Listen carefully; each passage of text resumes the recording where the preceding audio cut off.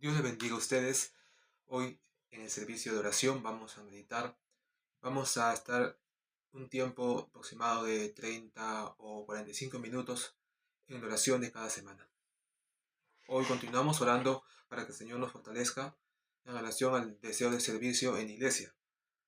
Vamos a leer la palabra del Señor y vamos a cantar unos himnos y vamos a meditar en 1 Corintios capítulo 4 versos 1 al 2.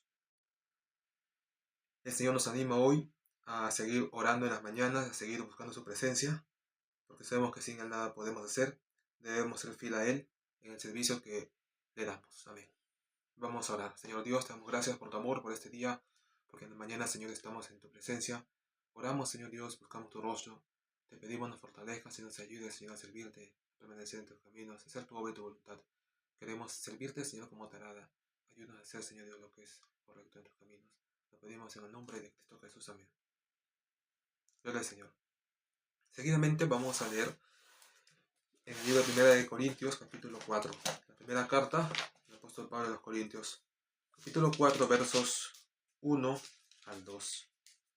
Capítulo 4, versos 1 al 2. Amén. Dice la palabra del Señor. Así pues, tengamos los hombres por servicio de Cristo y administradores de los misterios de Dios. Así pues, téngannos los hombres por servidores de Cristo y administradores de los misterios de Dios. Ahora bien, se quiere de los administradores que cada uno sea hallado fiel. Somos administradores de los dones de Dios para usarlos en esta tierra según su voluntad, porque no son nuestros, sino que nos dan, o Dios nos los ha dado para que los usemos para su obra, para que multipliquen y den fruto. Esa es la idea, no debe estar dormido, no debe tener dormidos sus dones. Avanzamos y vamos a alabar al Señor. En el himnario de Melodías Celestiales estamos cantando un himno o dos himnos por vez hasta terminarlos todos. Bueno, siempre estamos al tanto de los himnos que podemos cantar. Vamos hoy a alabar al Señor con el himno número 143. Lleva por título En la viña del Señor. Amén. Hoy ya hemos pasado la mitad del mes, 19 de noviembre, y se acaba, bueno, no digamos acaba, pero sí avanzó 2 terceras partes. En la viña del Señor. Cantamos.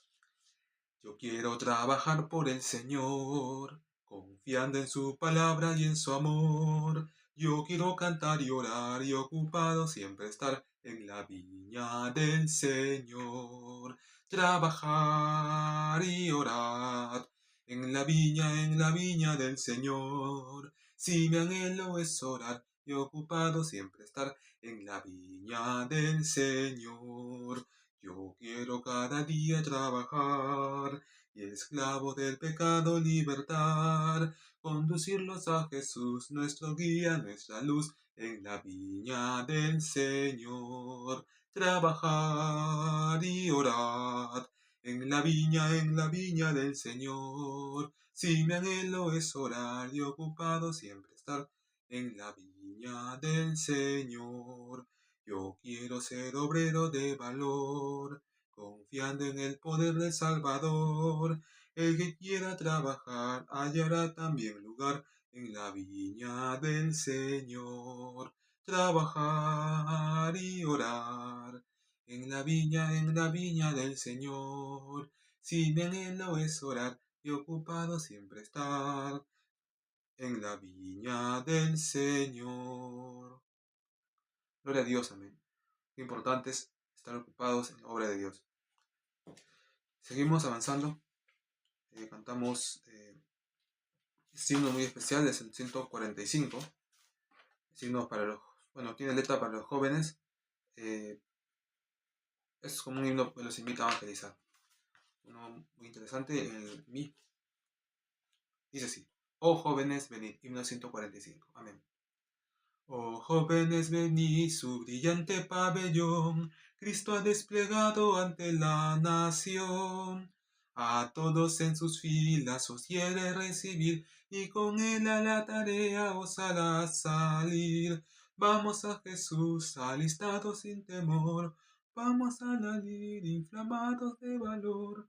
Jóvenes, luchemos todos contra el mal, en Jesús llevamos nuestro general. Las armas invencibles del jefe guiador son el Evangelio y su grande amor. Con ellas revestidos y llenos de poder, compañeros, acudamos, vamos a vencer. Vamos a Jesús alistados sin temor, vamos a la lid inflamados de valor. Jóvenes, luchemos todos contra el mal, en Jesús llevamos nuestro general. Quien venga a la pelea, su voz escuchará, Cristo la victoria le concederá. Salgamos, compañeros, luchemos fiel con él, con Jesús conquistaremos inmortal laurel. Vamos a Jesús alistados sin temor, vamos a la lid inflamados de valor. Jóvenes, luchemos todos contra el mal, en Jesús tenemos nuestro general.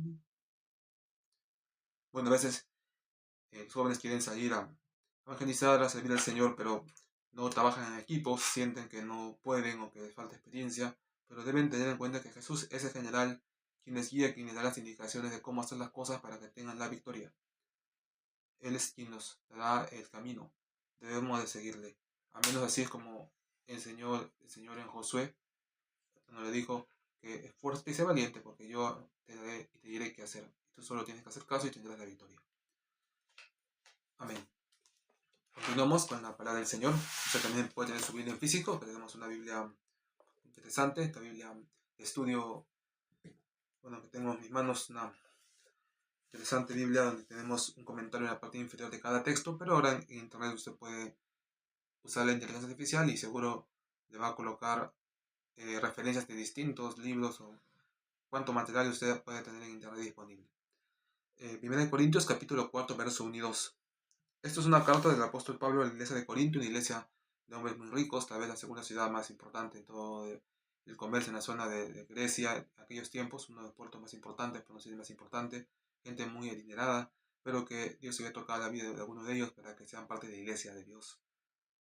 Y en esta primera carta explica la importancia de que ellos deben usar los dones y no los deben de tener dormidos. Es una forma de decirles que deben trabajar, por no decir que no están haciendo mucho, están solo asistiendo a la iglesia, están preocupados tal vez en otras cosas, como que la iglesia fuera solo una costumbre, no están usando los dones que Dios les ha dado. Dice eso porque es como que no le está diciendo que sirvan a Dios, no, le está diciendo que lo que tú tienes no es tuyo, le pertenece a Dios, y que al no hacer nada, no es que estás en tu derecho porque tienes derecho a no hacer nada, sino que tienes cosas que no son tuyas y se las debes a Dios, por lo tanto, si no haces nada, se hacen falta, debes hacer algo. Ese es el contexto. El ministerio de los apóstoles. Bueno, capítulo 4, versos 1 y 2. Dice la palabra del Señor, leemos, así pues, téngannos los hombres por servidores de Cristo y administradores de los misterios de Dios. Cuando dice servidores, ellos están diciendo que no están ocupando un puesto único, porque servidores es como decir hay más. Ellos son uno de los tantos que están ocupando un lugar importante en la obra de Dios. Dice también que ellos son administradores de las cosas de Dios. Que no los tengan por dueños, pero tampoco que los tengan por poco perfil, sino le está diciendo somos administradores. Es como si somos dueños en otras palabras. Somos administradores en el sentido de que decidimos al final en qué se usa o no las cosas que Dios nos da. En aquel contexto, normalmente un esclavo, por ejemplo, se encarga de todo lo que le encarga su amo. Y ellos, como esclavos en sí, no poseen nada de lo que hay en aquella casa, pero tienen que limpiarlo, de alguna manera, inclusive también tienen que cuidarlo. Pero no es lo mismo un administrador. Por ejemplo, José era un esclavo en realidad, pero él recibió cargo de administrador, porque como hizo bien su trabajo y Dios y Faraón o Potifar vio que Dios estaba con él, dijo, pues si este hombre lo que hace prospera, entonces mejor que haga todo lo de mi casa para que todo prospere. Y siendo esclavo le puso en cargo de administrador. Si bien nada era de él, pero era como si fuese suyo, porque al final él decidía si se vendía, o si se compraba, o si se usaba para uno o para otro, o si se cambiaba, o si se reparaba, o si se compraba algo nuevo. Administrador. Nosotros como cristianos gestionamos el mensaje y la palabra del Señor, en el sentido de que lo tenemos en nuestra mente, en nuestro corazón, pero tenemos que manifestarlo al mundo, es como regalarlo o darlo. pero ya depende de nosotros a quién de todo el mundo se lo predicamos, a qué país vamos, a qué persona en ese país vamos, o a qué iglesia visitamos, o qué tanto le predicamos. Esto es la palabra de Dios que está en nosotros.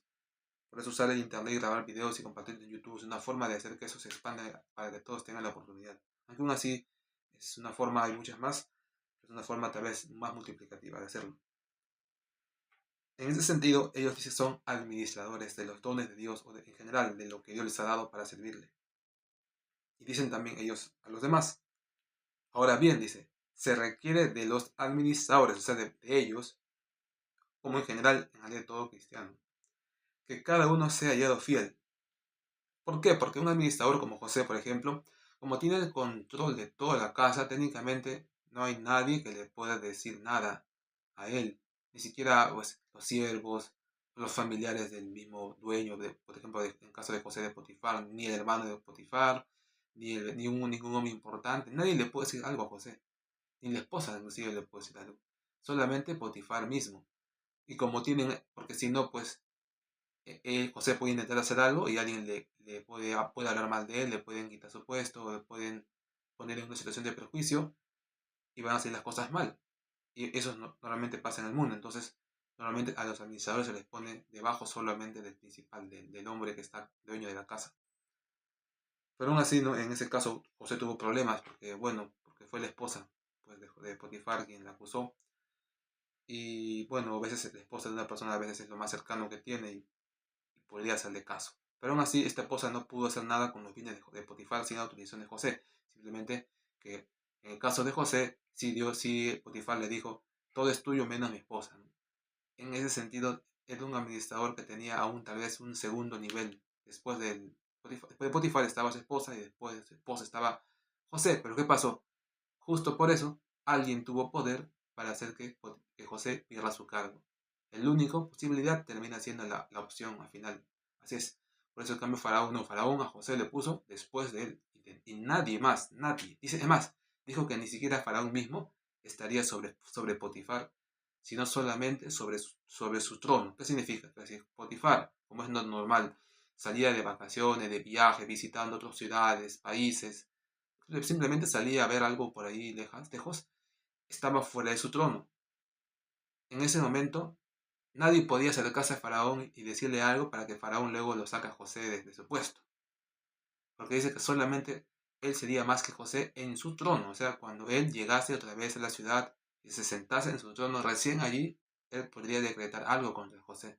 O sea, ¿te imaginas que el poder que tenía José, a un mismo Faraón, si se iba de su trono, no podía hacer nada contra lo que José ordenase? Pero así llega a veces los niveles de confianza contra un hombre que se ve íntegro. También pues, cuando se ve también un gran, se puede decir, un problema grave económico que lleva a las personas prácticamente a entender que no hay otra opción. Y era lógico también, ¿no? Porque si se dio cuenta que Spotify dejó a una mujer, solo a una persona sobre José, aún su esposa, que era de más confianza, miren lo que le pasó a José, acaba en la cárcel. Entonces, seguramente también eso le hizo entender a Faraón de que no tenía sentido dejar a nadie sobre José, ni siquiera a su esposa de él, ni a un general, que era obvio que en el corto tiempo iban a buscar algo para que José se quite. Tal vez posiblemente por eso también Dios permitió que le pase esto a José, para que Faraón, viendo ese ejemplo, no dude en nombrarlo a él sobre todo. Ya no hay nada que hacer sobre todo. Esto fue la historia de José, un ejemplo de un administrador. Así, él, ahora, como tiene poder sobre todo, los administradores podían decidir hacer lo malo, es decir, bueno, en vez de solamente tener la dignidad de ser los mayores, podrían querer simplemente tener todos los bienes para sí. Entonces, ¿qué hacen? Se los llevan. Como nadie le puede decir nada, ordenan que todo se saque. Y se lo llevan a su casa, a otro lugar, lo venden. Y cuando el jefe, el dueño viene, no hay nada. Todo se ha vendido, hasta el terreno se ha vendido. No tiene nada, ya lo disipó todo, o sea, se lo vendió, se lo quedó. Eso se llama, fue hallado infiel. Porque es un cargo de fidelidad, porque nadie le manda y nadie le puede decir nada. Y hemos visto por qué no es posible evitar eso, porque si tú pones a alguien sobre ese administrador, ese alguien lo va a mandar matar al administrador, lo va a expulsar, simplemente por envidia le va a ordenar cualquier cosa. Y por último, él puede ordenar al otro que disipe los bienes de su amo. Total, ¿qué va a hacer si está sobre él? En ese contexto es un cargo de confianza. Implica que sepas que no te puede robar. Normalmente esos cargos son así, los de mayordomo son así. Por eso ponen personas que según ellos tienen 50, 30, 40 años con ellos, que siempre han sido fieles, o que no tienen familia, o que no tienen nada a dónde ir y que solo pueden estar con ellos. Así más o menos buscan entre sus servidores. Y bueno, entonces eso es como, si posible, es muy probable que sean infieles. Entonces es un cargo de mucha confianza. Y acá dice el versículo 2, es importante que sea hallado fiel. Qué difícil es que sea fiel un mayordomo, porque en la práctica no se robará todo, pues se puede robar una parte, un 10%. ¿Quién va a saber si es que él es el que rinde cuentas? Él decide cuánto se vendió, cuánto no se vendió. Nadie puede hablar al jefe y decirle, no, mira que te está robando aquí o allá, porque eso es tomado como una infidelidad al mayordomo, al mayordomo. Y el mayordomo, si no puede el otro probar con algo que es verdad, lo despiden, lo van a matar, y el mayordomo siempre va a quedar como que él es el correcto, porque por algo lo han puesto a él y no al otro.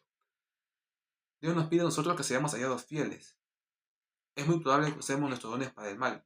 Muchas veces pasa eso, es una desgracia. Es muy común. Por ejemplo, en el mundo, muchos hombres que Dios permite que nazcan con grandes habilidades para predicar, para componer canciones, para construir, habilidades para la ciencia.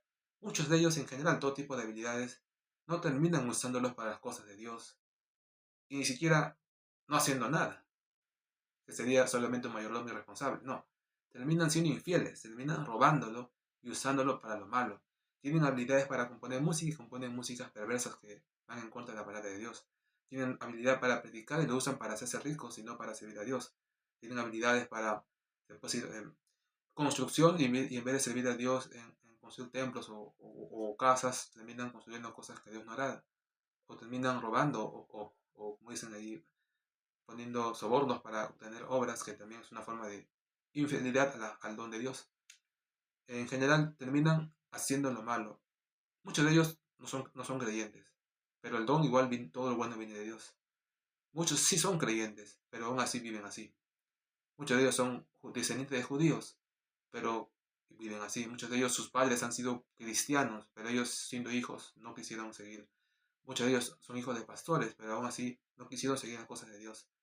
Y han usado todos los dones, todos los talentos para lo malo. Es decir, ellos sí han sido infieles a Dios, porque les dan prácticamente como que le hubieran robado a Dios, lo que Dios formó en ellos, lo que sus padres formaron en ellos, lo que muchos oraron para que Dios dé algo a un hombre para la obra de Dios, lo usan para el mal.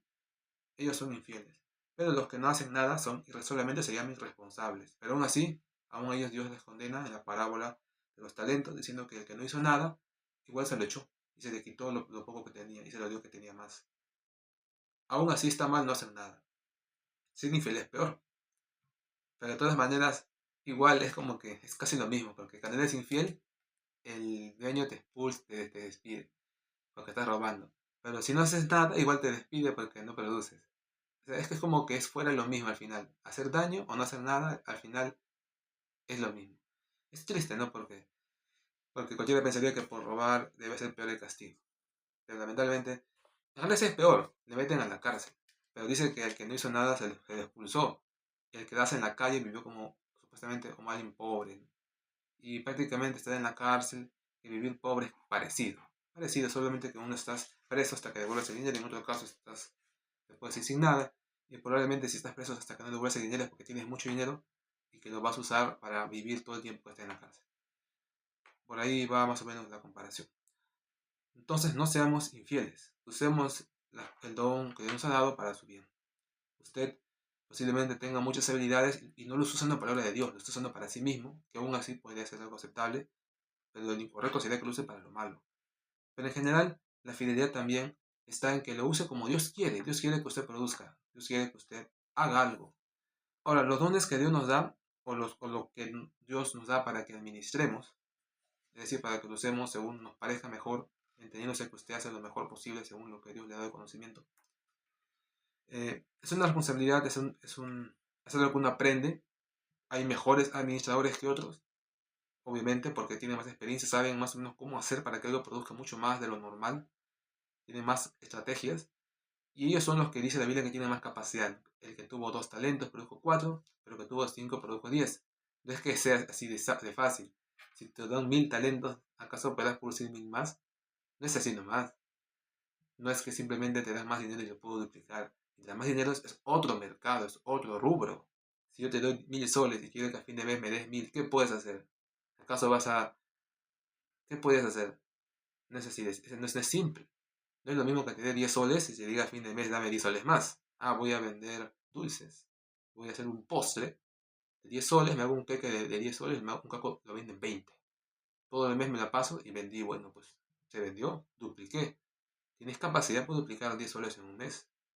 Inclusive lo vendiste en una semana. Podrías haberlo duplicado 4 veces. Excelente, pero 10 soles. A ver si te dan 100 soles, como que ya te complicas. Si quieres seguir en los dulces, en los queques, aún puedes, porque 100 soles en un mes aún puede duplicarse. Aún puede, lejos, en una semana inclusive. Pero ya vamos, te dan 1000 soles. Ahora sí, eso es difícil duplicar en un mes. No, no es que ahora, ¿qué vas a hacer? Tendrías que seguir vendiendo comida. Sí se puede nuevamente en los ports, en los dulces, puedes aún conseguir de 1000, 2000, vendiendo, pero ya es un trabajo más fuerte. Inclusive 2000 puedes volver 4000, pero ya estás hastiándote tus fuerzas. Ya vas a necesitar ayudantes. Pero aún eso es válido, porque sigues teniendo el mismo capital. Solo que un poco de dinero se va a ir en un trabajador, pero se espera que puedas producir mucho más. Pero aún así, si es que solo dependiera de ti, porque eso es lo que estamos viendo acá, no usar a un ayuda, porque obviamente ese es otro rubro, ¿no? En ese caso es más conocido el camino. La idea es que seas capaz de producir tú solo con 1000, 2000, ¿qué harías? ¿Cómo con 10 si podías 20 y por 1000 no puedes 2000? Sí se puede, es el mismo rubro, solo que ya no vas a fabricar una torta de 10 soles que se vende a 20. O sea, que cuesta 10 soles el material, el insumo, y para vender a 20. Vas a hacer una torta que cuesta 1000 soles sus insumos y normalmente lo vas a vender a 2000. Esa es la idea. Ahora, ¿cómo hacer eso? Pues así como antes vendías, ¿quién compra tortas de 20 soles? ¿Sabes? Un ambiente donde las personas pues ven 20 soles, una cantidad razonable de gastar, pero una de 2000 soles es una torta en otro ambiente donde las personas ven también algo razonable de 2000 soles. ¿Qué panaderías estamos hablando? ¿Qué pastelerías? Ven que sí se puede. Solamente es cuestión de ir y ahora tendrías que simplemente vender eso en otro lugar. Fácil, si yo fuera hijo de una familia que vive en un lugar donde las personas es normal que compren en las calles sus panaderías cosas de 2000 soles, 3000 soles porque es una fiesta, un cumpleaños, en ese caso yo podría inclusive vender a mis familiares o a los vecinos a ese precio, porque es lo normal. Pero como no es mi realidad, hasta que consiga ese contacto, esa confianza, ¿no? Ese ambiente, cuando yo pueda ir y ofrecer y confíe en que es un buen producto, tal vez me tome tiempo. Y es por eso que tal vez no puedas hacer ese negocio, esa duplicidad, siendo lo mismo. Y aún así, lo mismo, podría ser una torta que cuesta 10.000 soles para venderla en 20.000, solo que ya sería una torta, para que se venda 20.000, damos una torta más grande, una torta de una boda, una torta se puede decir, de un momento, de un aniversario de una institución, más o menos muy grande, una torta muy inmensa, que más o menos 20.000 soles ha costado y, y bueno, necesita ¿no? Tal vez un trabajo mayor, pero igual en un mes puedes pasarla haciendo 10.000, 20.000. Sigue siendo lo mismo, es una sola venta. Y así puedes ir subiendo de 100.000 a 200.000, pero ya ahí tal vez ya en tortas no puedas, porque ya tortas de 200.000 soles ya no puedes. Pero igual, ¿cómo hubieras llegado a eso? A llegar a ese tipo de personas. Eso ya hubiera sido muchos años ya no muchos años, ya depende de eso. Eso es, como dicen, eh, ya lamentablemente ahí viene mucho que ver, tiene que ver conocimiento. Porque tú puedes decir, no, claro, en muchos años lo puedo hacer. No tienes muchos años, tienes un mes. El problema está que no sabes. Por eso es que te parece imposible. Y por eso es tu capacidad. Si no sabes cómo hacer lo que acabo de decir, es que para ti no tienes capacidad de hacer eso. Ahora entiendes por qué la Biblia dice que es según su capacidad. Muchas personas piensan que tienen capacidad. Sí la tienen, pero no tanta como otros. Tú dices, yo no puedo vender una torta de 2000 soles a 4000. Es verdad, no puedes. Y tal vez no necesites, porque tú vas a moverte en otro mundo, donde tal vez llegarás ahí en 5 años. hasta que aprendas, como dices. Pero en realidad sí se puede, sino que ahí viene se puede decir, cierto análisis. Y eso se logra inclusive en un mes, pero a veces da miedo porque se avanza tan rápido que no puedes creer que se haya logrado. Normalmente el proceso consiste en que primero vas a ir, eh, se hace antes, ya tienes que tener la capacidad, tú tienes que saber cómo es la gente, cómo es la vida en las personas que ganan esos sueldos mensuales de 100.000, 50.000 soles. Conocer cómo es su ambiente, pero previamente, antes de hacerlo. Ya saber cómo es ese mundo, ya saber qué compran, qué gastan, entender cómo es su familia. Eso es una investigación general. Ya que sabes cómo es y entiendes cómo es el asunto, ya puedes rápidamente saber en qué tiendas compran y bajo qué condiciones lo hacen. Entonces tú dices, si yo quiero que me compren, de repente vas a darte cuenta que ellos también compran por internet. Y seguro también usan Facebook. Solo que es un Facebook, una pastelería que vende cosas carísimas. Pues lo mismo que una pastelería pequeña, solo que es Facebook igual. O es YouTube igual. Entonces más o menos vas entrando ahí y dices, yo también voy a hacer un Facebook que con esa calidad de imagen que pueda dar a entender que mis pasteles son igual de ricos. Y de repente te das cuenta de que la gente que paga tortas de 2.000, 5.000 soles, igual lo ve en Facebook. Igual lo pide en internet.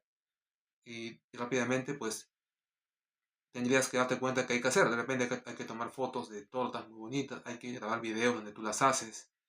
Y de repente eso te toma de ti un tiempo, ¿no? De tal vez previo, grabándote haciendo tortas. De repente muchas tortas hasta que más o menos las personas puedan entender tu capacidad. O así más o menos tienes que ir haciéndolo pero rápido. Rápido o si no también estamos ya vamos llegando. Pero aún hay más capacidad, aún se puede más rápido. Un mes recuerda que tienes, o tienes un año. ¿Cómo te apalancas más rápido? Miren, así ustedes cómo se asustan ya de tan rápido se puede hacer. Van a ir a una pastelería que ya vende ese tipo de tortas. Tienen que hacerse amigos de los dueños, amigos de las personas, entrar en la amistad con ellos. Habrá una que algo puedas tú llegar a ellos. Y de esa manera tienes que ir buscando que rápidamente puedan entrar a la relación contigo, depende, aceptan grabar un video contigo con ellos. Y así ya tú, si bien no vendes tortas, pero ya tienes la vista de que saben, de que tú al menos entiendes cómo es ese negocio. Porque ya entraste al ambiente, ya viste cómo son cómo preparan, cómo fabrican, se entiende que tú más o menos tienes cierta cultura. Y así, sin necesidad que tú hagas torta, ya tienes la fama. Y así se va entrando, es un poco de marketing. Es un poco de marketing. Puedes también entrar a trabajar gratis para esos hombres que en su panadería, gratis, así de fuerte, gratis. O simplemente por algo mínimo simbólico. Y prácticamente puedes aprender o entrar en la relación de cómo son los clientes, entrar a los detalles. Son formas, al final terminas en un mes deberías tener ya la capacidad de vender. Y luego vas avanzando y vas buscando al cliente, pero sí tienes que hacerlo al día siguiente. De frente ya no hay mucho que experimentar. Pero esa capacidad para hacer esas cosas se gana antes. Lo puedes ganar haciendo tortas y después de haber experimentado, tienes la capacidad ya formada. Al mes siguiente te pueden decir, no quiero que sea con tortas, esta vez quiero que sea con ropa. O esta vez quiero que sea con laptops o con repuestos de autos. Como ya tienes la capacidad y ya sabes cómo hacer eso en un mes, puedes, aunque sea un rubro distinto, puedes lograr hacerlo. Ahora ya entienden qué es la capacidad. No era algo despreciable, ¿no? Era algo muy grande. Un hombre con esa capacidad, tú dices, entonces eso me puede hacer dinero fácil, fácil, claro, porque ya descubrió cómo hacerlo, porque ya ganó la capacidad. Él sí puede duplicar 5 talentos, que serían más o menos 25.000 soles. Es decir, en el caso de ese hombre fue en un tiempo que el dueño vino, ¿no? Dice la parábola que después de un tiempo volvió, pues en un año, 5 años. Pero supongamos que solo fuera un mes, duplicar 25.000 a 50.000, o un año, que es un plazo razonable. 25.000, 50.000 en un año es un tiempo razonable. Se puede. Y así es la capacidad. Yo quisiera que ustedes puedan al menos haber entendido que no todos tienen capacidad. Capacidad no es algo intelectual, no es que yo puedo multiplicar más rápido y tengo más capacidad. O que capacidad sea que yo tengo más dinero. Porque aquí no importa el dinero, aquí importa por cuánto lo puedes multiplicar y en cuánto tiempo. Eso me recuerda al concepto de energía y de potencia. Energía es, en general, cuánto puedes duplicar. Esto requiere más energía porque hay que duplicar más dinero.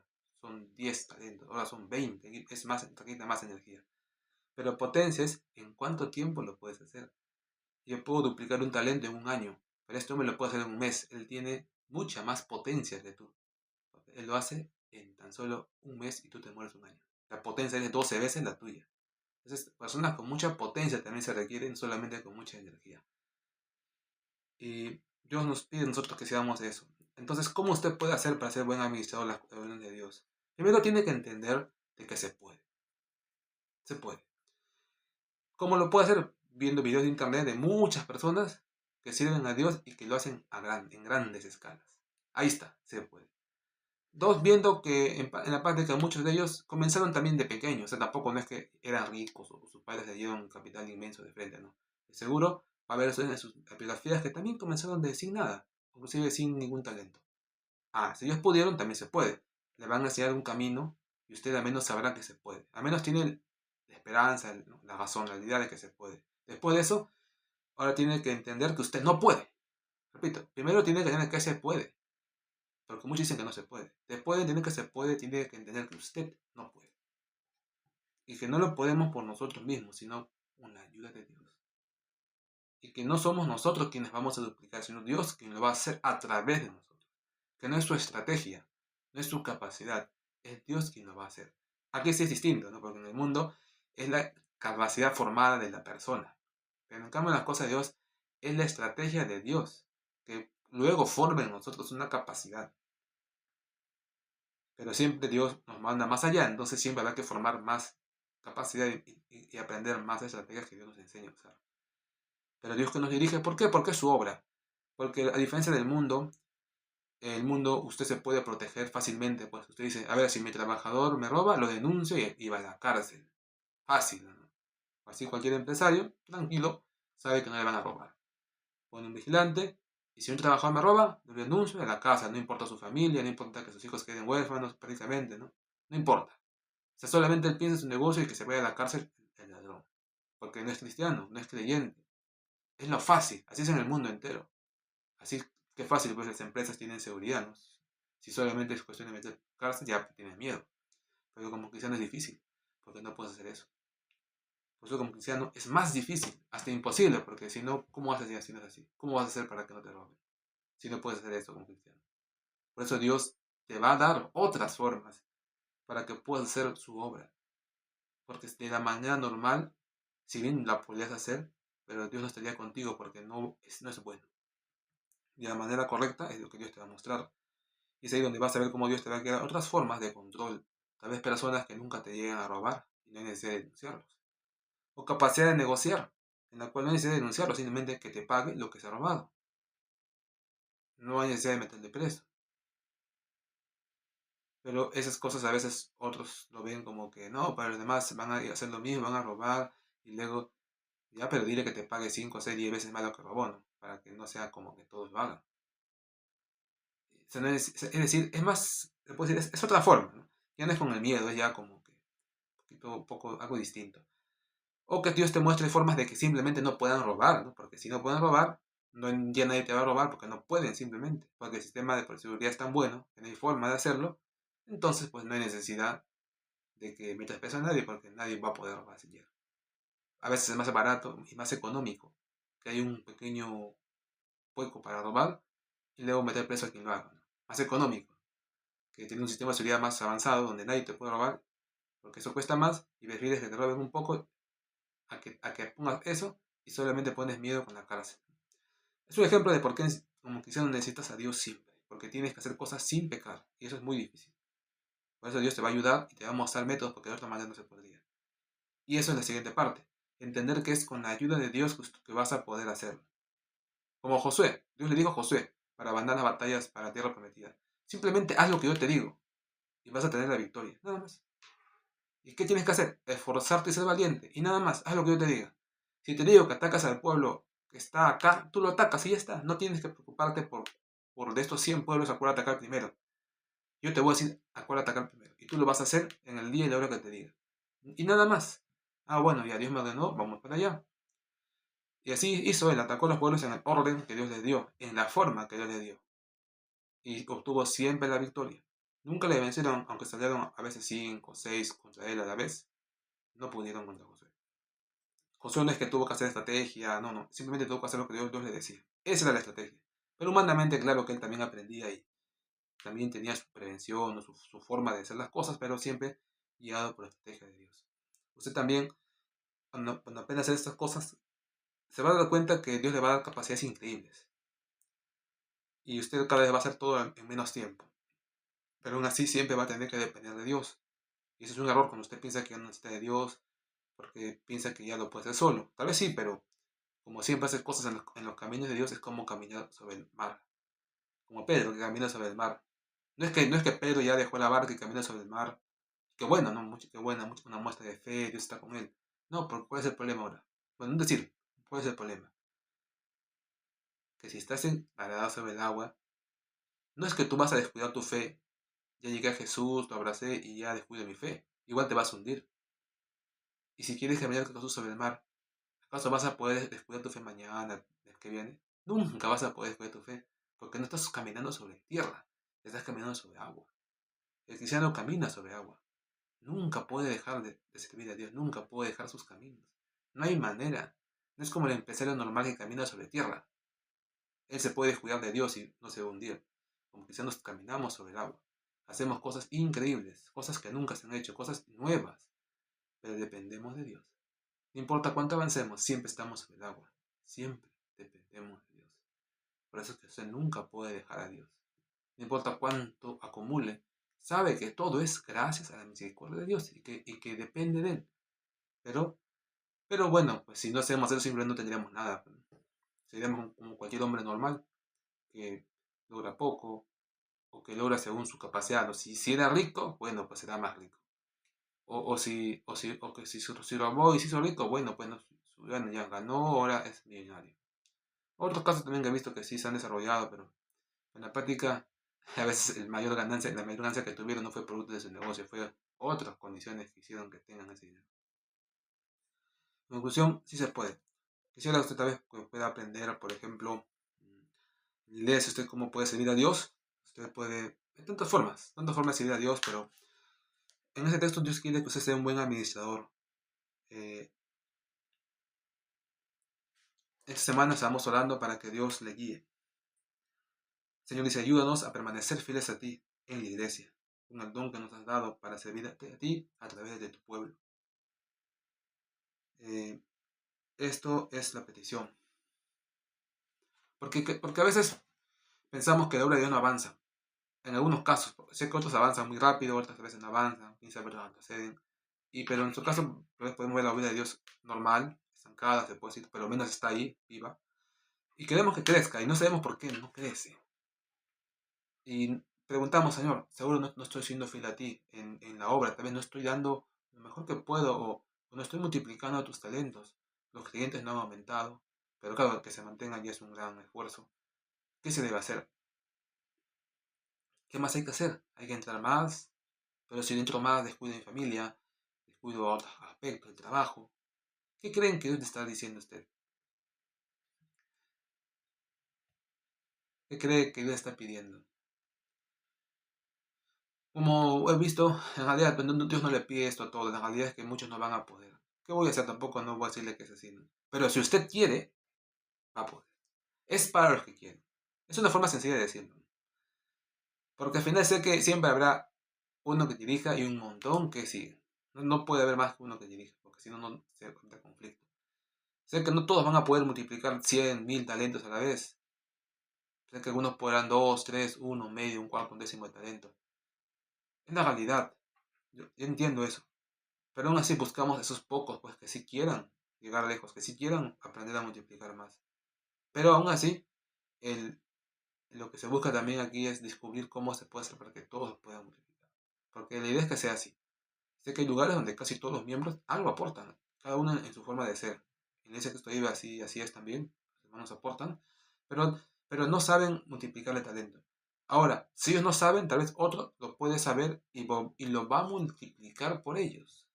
Ahí es donde se aplica el principio de que no duplicó. Dios le dijo, bueno, si no sabías cómo multiplicar el dinero, le hubieras puesto al banco para que al menos me dé los intereses. 6% anual por 6 meses, puedes hasta un año sacar 10-12%. Solo con depósito a plazo fijo en bancos, cualquier banco peruano o de cajas. Ese es un ejemplo de banco. Un 10-12% que es muy buen dinero si tienes más de 100.000 soles, 120.000. Con eso vives inclusive mensualmente recibes 800-900 soles. Pero en el caso general, en el caso del don es el dinero, el don que tienes tú. Supongamos que tú no lo puedes usar por diferentes motivos. Trabajas, estudias, no quieres simplemente. No es tu mundo, ¿no? Tú apoyas mucho ya dando tus ofrendas, tus diezmos, de vez en cuando también haciendo algo en la obra de Dios, pero si asistes siempre los domingos a la iglesia, ahora se desfila a Dios, pues pon tus dones en el banco. Y ahí es donde en la iglesia puede haber un hermano que sea el banco, o, un hermano, o el pastor mismo también puede serlo. ¿Qué significa? Que tienes que entregar tus dones a otro, para que ese otro los use por ti. Ya está, simple. ¿Esto cómo se traduce? Un poquito, a veces es triste, porque a veces piensas que no te va a devolver el talento.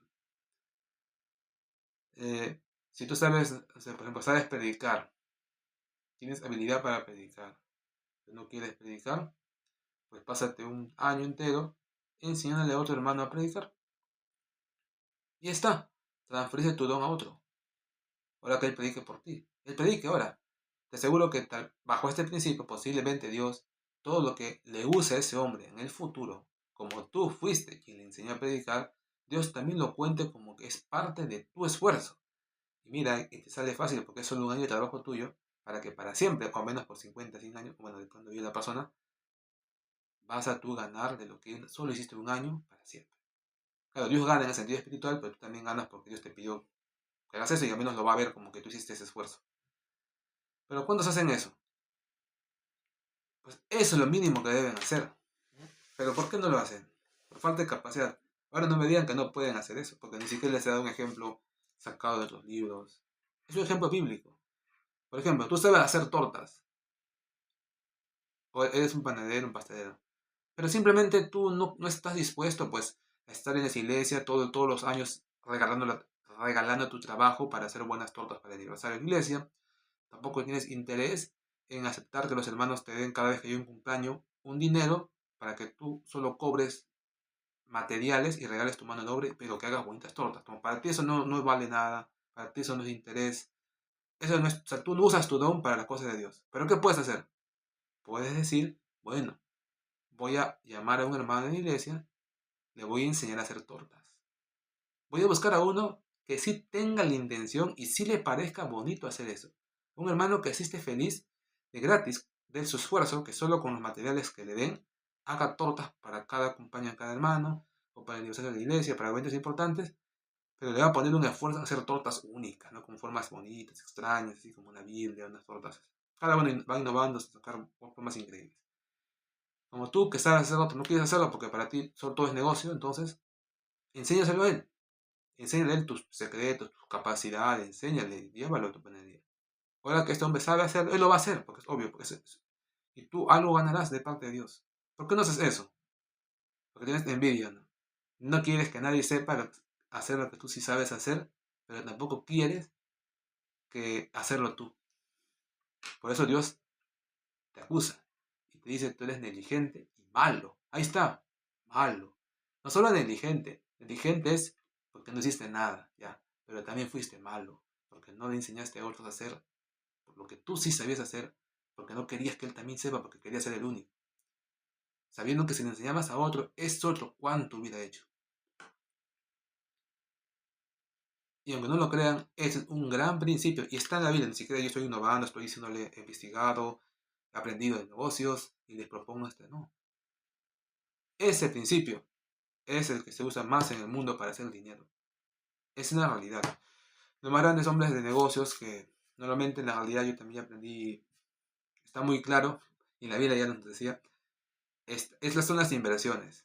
Yo también pensaba que era cuando uno haga su negocio. Se puede, pero en la vida al final pues se pasa rápido. No hay tiempo de que tú mismo hagas tantos negocios. Harás su uno, pero deberías tener más amplitud, ¿no? Las inversiones son una mejor manera. invertir tu dinero en empresas de otro y recibir ganancias. Pero ¿qué hacen los hombres que se hacen más ricos? Cuando hacen esto se dan cuenta de que se limitan a su capacidad y quieren que otras personas también trabajen con ellos. No se puede porque tú eres tan bueno haciendo eso que no es que vas a contratar a alguien para que lo haga por ti. Porque normalmente los que tú contratas son gente que tiene profesión. Ellos no son inversionistas, no son personas que analizan pues, la bolsa de valores, los índices bursátiles para detectar dónde está la ganancia este mes, esta semana. Son personas que trabajan, son gerentes. Ellos no te van a servir para eso. Normalmente lo que hacen en las empresas de inversiones, los grandes hombres que dominan esta área, no es contratar gente que sepa. No, hacen lo que acá dice en la Biblia. Buscan personas que no saben, pero que tienen deseo de aprender y les enseñan lo que ellos saben. Les enseñan todo lo que ellos dominan, así como si fueran discípulos. Les enseñan. Claro que les cobran a veces por la clase, o a veces las clases son gratis, pero el dinero con el que van a ensayar las inversiones sí es de ellos, de los mismos asistentes, pero es muy mínimo lo que le cobran. Lo que buscan es que se queden los que saben, los que de verdad logran aprender. Y después que ya pasan 2, 3 meses, 6 meses, un año y muestran que han aprendido, son inmediatamente contratados porque ya saben, porque ya aprendieron lo que el jefe quiso que él sabía, y hacen lo mismo que hacía el dueño. Y el dueño inclusive les da de su dinero para que inviertan por él. Y ella no está solo invirtiendo, ahora tiene personas que hacen lo mismo que él sabe, saben los trucos que él sabe. Pero claro que hay condiciones, ¿no? Las ganancias a veces son mitad mitad, y también la parte fuerte, ¿no? Las pérdidas sí son todo para él. Toda la pérdida sí se lo lleva el que está apoyando. Las ganancias sí se las parten entre los dos, pero el pérdida sí se lo lleva siempre el otro, porque no puede perder el inversionista principal. Esa también es la crueldad del asunto. Hacen eso. Ellos enseñan, pero jalan para ellos. No es que te enseñan para que tú hagas tu propia inversión con tu experiencia, no. Para acá. Es la condición. Y normalmente felices ellos porque igual pues donde sea la idea es que lo contraten en algún lugar. Ellos tampoco no tienen mucho dinero, pero ya con el tiempo lo ganan y seguro también se independizan o ellos hacen lo mismo. Esa es la idea, así se hacen las grandes inversiones. El hombre invierte su dinero, luego enseña a otros lo que él sabe y esos otros invierten con él. Y así va aumentando y pagan demasiado dinero a esos hombres que gratuitamente se entregan a aprender a hacer inversiones y ganan cualquier cantidad de dinero porque porque así resulta que son las cosas en el mundo real. Y donde estaba en la Biblia. Pero eso es en el caso de negocios. En el caso de talentos es lo mismo. Si usted sabe algo, lo que fuese que sepa, porque usted vive. Y si usted vive, trabaja. Y si usted trabaja de algo, es porque algo sabe hacer. Aún el mendigo, aún el que está en la calle sin comida, vive. Y si vive es porque algo hace. Porque si no supiese hacer nada, ya no estaría con vida. Sabrá dónde botan basura que en realidad es comida. Sabrá. Tú no sabes. De repente él sabe en esa ciudad los 20 restaurantes donde se bota la mejor comida a la basura. Él sabe eso. Ese es su negocio. Y va todos los días, vende lunes acá, martes allá, miércoles allá, jueves allá. Inclusive hasta tiene 3, 4 para escoger. Y va a la basura y sabe que siempre va a encontrar comida. Porque ya domina su negocio. Su negocio es cuáles son los restaurantes en mi ciudad donde botan comida, pero más, la mejor comida y más comida. Se sabe hasta de 20, 30 lugares. Entonces todos los días sabe que ven a comer, pero tú ni idea tienes, ¿no? Porque dices, no, ese hombre pobre, ¿qué va a saber de algo, no? Pues no, pues, porque eso es parte porque no sabes negocios, tú tampoco. Si vive, es porque algo hace, porque come. Y si come, ¿de dónde come si está en la calle? Porque sabe dónde buscar. Entonces tú dices, ya, yo también voy a ir a buscar, a ver si encuentras. No vas a encontrar fácilmente. Tienes que descubrir qué restaurantes, qué días y a qué horas. Y así, claro que después ya viene perder la vergüenza de recoger la basura. Ya después viene eso. Si eso se puede aprender de un hombre que no tiene nada, pues cuánto más de ustedes que trabajan en algo. Algo sabrás hacer, sabrás tejer, o tu trabajo, no sé si es manejar. Si eres taxista, sabrás taxear, como dicen. Sabrás taxear. E enseña a otro a taxear. No importa, simplemente enséñale. Es un ejemplo claro dentro de las cosas seculares, pero dentro de las cosas espirituales también. Tal vez tú dices, no importa enseñar a taxear a un hermano en la iglesia, ser excelente taxista, tal vez no tenga auto, pero se alquile un auto. Y cuando en la iglesia se necesita alguien que maneje o que domine ciertas áreas, él puede ofrecerse a ayudar a manejar el auto, porque ya sabe manejar. Y como sabe taxiar, domina las calles, sabe que va a llevar o no llevar a alguien. Entonces, has hecho que tu don a un terrenal de fruto. ¿Cuántos se habían dado cuenta de eso? Es claro que también necesitas de alguien que esté dispuesto a aprender. Ese es el banco. Por eso dije, y no todos son bancos. Por eso dije que debería haber una iglesia o el pastor o alguien que quiera ser banco. Pues yo acepto de banco. Yo le entro a banco. Siempre he dicho, yo aprendo de todo. Pero obviamente no hay necesidad de mí, ¿no? Ya sé que es triste porque no quieren tener más. O sea, está bien, puedes tener una profesión, puedes tener dos, también dos, tres, cinco, 10. Y al mismo tiempo puedes tener carreras técnicas, carreras empresariales, carreras deportivas. O sea, simplemente añade lo que se pueda, ¿no? Mientras más sepas, mejor. Aprende y enseña. Ahora ya vieron cómo todos podemos enseñar algo en la iglesia. Si usted sabe enseñar, enseña a otro a enseñar. Ese otro ya, hasta que en la iglesia todos sepan de todo, todos. O sea, todos sepan de pastelería. Y si no saben es porque simplemente le he dicho, hermano, yo no quiero saber nada de pastelería. Entonces, bueno, en ese caso, bueno, ya él no es el aprendiz que quiere, al que le puedo transmitir mis conocimientos. Tiene que buscar otro hermano. Y si por último ningún hermano quiere, recién usted puede decir, no, pastor, mire, yo tengo este talento, se le quería enseñar a los hermanos, ninguno quiere aprender. Hay quienes quieren ir a la calle y enseñarle a otro. Hay quienes que buscar un hermano de otra iglesia que enseñarle. Porque la vida también te obliga a que si nadie quiere, tienes que ir a las calles a buscar a otros, sean mendigos, ¿no? Para que les des de comer. O sea, aún si en tu iglesia nadie quiere, ve a otras iglesias. Y si tampoco encuentras en otras iglesias, ya Dios te pide que se lo enseñes a un mundano, ¿ya? A un familiar, un hermano, a alguien que quiera saber. Pon ahí, se enseña gratis, punto. Y ya, y lo que ese joven haga en su vida, de alguna manera que le sirva, será contado a favor tuyo. Porque al menos existe el favor de hacerle bien a tu prójimo enseñarle algo que tú sabes. ¿Ven cómo siempre se puede ganar? En el reino de Dios, claro que sí, recibirás ganancias. Porque estamos hablando de servir a Dios. Y de seguro te vas a dar cuenta que con ese método consigues mejores ayudantes y haces que sea tu negocio o tu inversión más rápido. Bueno, ya hemos aprendido de las mejores formas de hacer cosas. Hemos dado un ejemplo realista de cómo usted puede al menos duplicar sus talentos y si no puede duplicar, dárselo a alguien. Ya sabe cómo dárselo a alguien. Bueno, no en espiritual, dárselo un poco más fuerte, porque usted tendría que renunciar a la bendición que Dios le da a usted de predicar para cederlo a otro a través de imposición de manos, ceder su don, ceder sus bendiciones. Y eso nadie lo va a hacer, obviamente, ¿no? Eso es dolorosísimo. Usted podría perderlo todo. Pero aún así, pues, a veces Dios le pide que lo haga. Bueno, ¿qué podemos hacer, no? Un caso fue Moisés, que tenía un don espiritual de ser juez en todo su pueblo. Le pidieron que nombre un grupo de jueces, es decir, 70 jueces, más aparte de él. Pero ¿qué tuvo que hacer?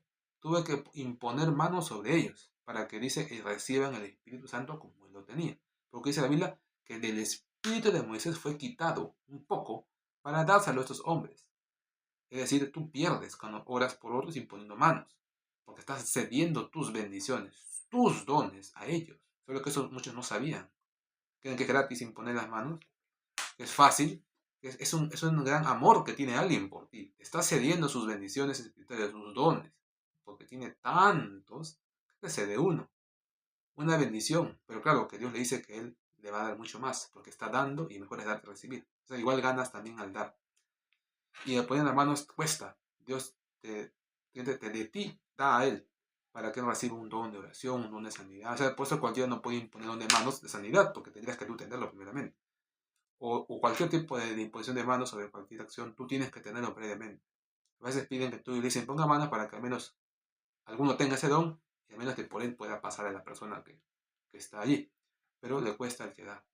Es por esa razón que yo me di cuenta que como oro mucho, tanto oro diariamente en tantas cuestiones, que todas esas peticiones que yo hago, yo las contesto, pero me doy cuenta que al final tienen un costo espiritual.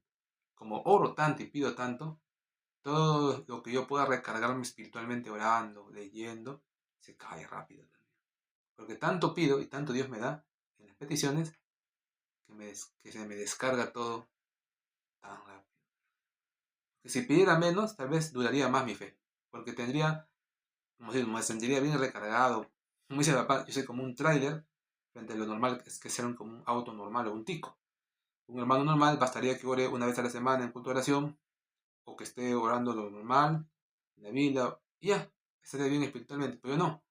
Yo creo que soy como un tráiler. Recargarme a mí es todo un trabajo inmenso, porque también mi desgaste espiritual es más rápido. ¿En qué se me desgasta? Me decía yo, me digo yo, en mis peticiones. Todos los días hago más de 50, 100 peticiones a Dios por 10.000 cosas que vienen a la mente, por mí, por mis hermanos, la familia, la iglesia, por el mundo entero. Y yo oro y Dios me contesta, pero a veces no me doy cuenta que todo eso es como me van cobrando, o sea, pues, espiritualmente me van cobrando, me van descontando. Entonces mi espiritualidad va cayendo. Es cruel. Mientras más oras, tu espiritualidad cae en vez de subir. Lo que sube es tu comunión con Dios cuando oras pidiendo fortaleza, pidiendo la santidad, pidiendo su espíritu, su fuerza, ahí sube tu espiritualidad. Pero cuando tú haces peticiones, cae, cae. Las peticiones te quitan espiritualidad, te van quitando, son como que te quitan créditos. Cuando tú pides por otros, es un acto de bondad porque a ti te cobran. Tú vas perdiendo, tú vas perdiendo. Y yo que pido tanta gente, pierdes, pierdes, pierdes. Y peor si pides cosas gigantes, como pedir por todo el mundo. ¿Sabes cuántas personas hay en el mundo? ¿Sabes cuánto tendría que perder tú para que Dios te conteste esa petición? A veces ni sabemos lo que pedimos.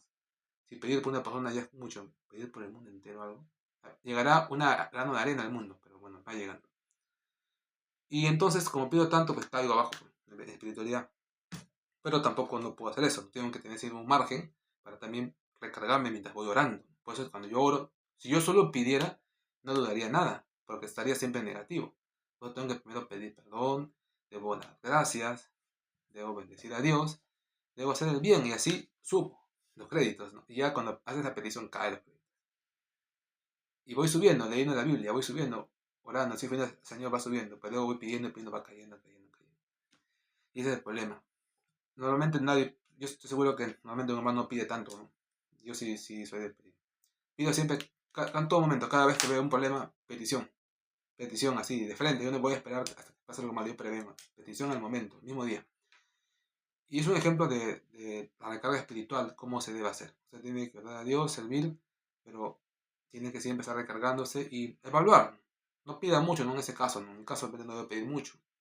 Pero bueno, pues no sé, pues me da mucha pena cuando sé que cosas que están por pasar malas y no hacer nada, ¿no? No orar nada por eso, me siento mal a veces, que puedo evitarlo y no hacerlo, solo por puesto un minuto de oración. Pero bueno, es por eso yo, en ese caso, ¿qué diría? Tendría que estar un día entero solamente recargándome sin pedir, soportaré, sabiendo que en mi mente vienen peticiones, enfermos enfermos, cumpleaños, guerras, problemas aquí y allá, potenciales enemistades con una persona, ¿no? Potenciales riesgos en otro lugar. Es difícil estar un día sin orar, sabiendo que tantas cosas malas pueden pasar. Pero bueno, al menos te doy ejemplo de la recarga espiritual y por qué usted debe de orar y pedir, sí, pero ya vemos por qué es difícil a veces.